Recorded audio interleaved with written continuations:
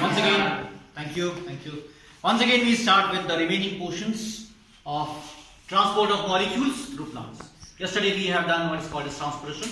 Transpiration is your loss of water from the aerial parts of the plant in the form of water vapor. Yesterday, we have done the other aspects.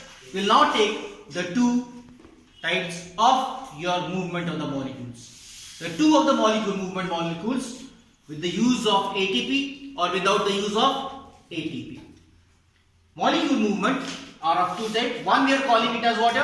Passive. The other we are calling it as active. As the name suggests, active means with the use of energy. Here the use of energy is use of ATP by the cell, that is adenosine triphosphate. The kind of the movement of the molecules which does not use any kind of use of energy or expenditure of energy, we are calling it as what? Passive. Ready? With the use of energy, active. Without the use of energy, we are calling it as passive. Sure. In class 9, we have done something called as movement of the molecules from their high concentration to the lower concentration is called as diffusion. And movement of the molecules, solvent molecules, from their higher concentration to their lower concentration through a semi-permeable membrane is called as osmosis. Is it okay? Sure. So through a semi-permeable membrane, osmosis, without any kind of your bondage or the boundary, we are calling it as water diffusion. So both the process of diffusion and osmosis, both of them are under the water, coming under water passive. Now it involves first the movement of the water from your soil into the water, into the roots, which create a sort of pressure inside the root. We are calling it as water root pressure. Fine? Root pressure. But this root pressure is not suitable enough to push the water into the leaves. So next what has happened is it involves the movement of the water through the stem, xylem, by the capillary action. Capillary action means movement of the water through a thin tube. I'll give a demonstration of this. Sure. And finally, due to the transpiration, in the leaf, a vacuum, a partial vacuum is created. This vacuum in the cells, it draws or pulls water from the surrounding cells, from the adjacent, and finally, it pulls the water from the xylem by like this. Yesterday we have done, and finally this pressure is called as water suction pressure. And this suction pressure creates a sort of pull of the water from the stem into the water leaves. We'll take an example.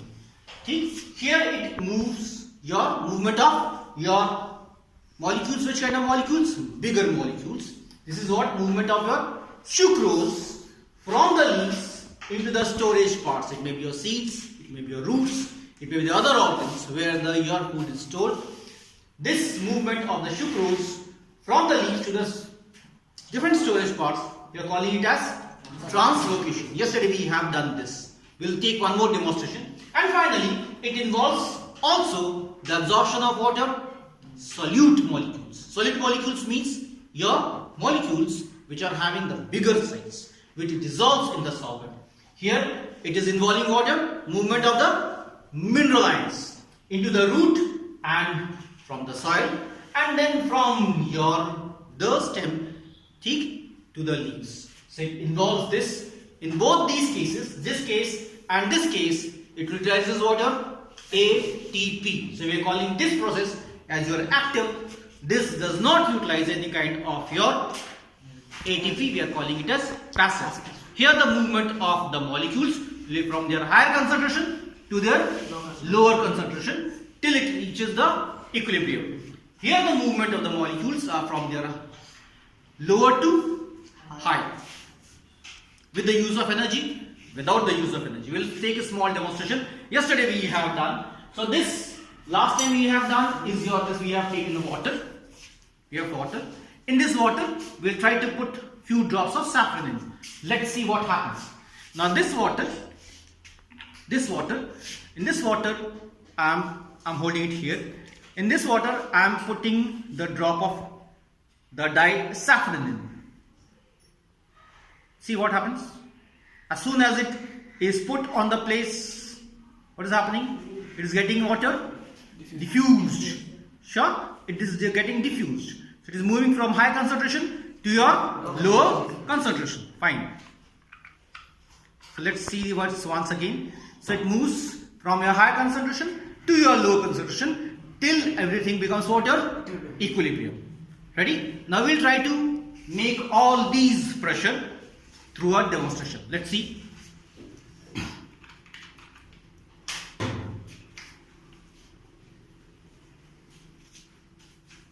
This is a dropper. This dropper, I am pinching it here. So air is moving out. As soon as I put this dropper, what will happen?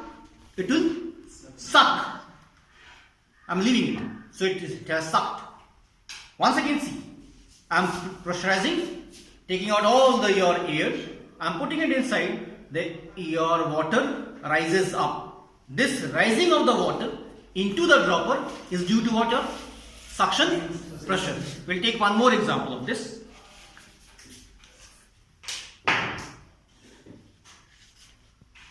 Yesterday's example, we will take this syringe. Sure, this syringe once again, yesterday's example. We are dipping it inside. As we are making it like this, water rises up. This rising of the water into the syringe is due to, once again, the pressure called as water suction pressure. We'll take one more example.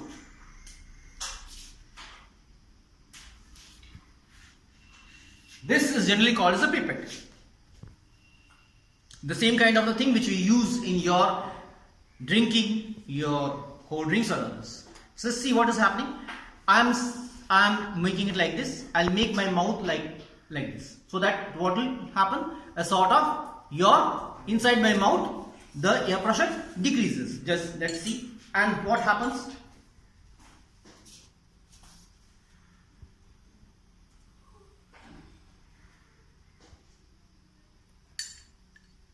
Could you understand? So the water has risen due to the pressure called as water, the suction pressure.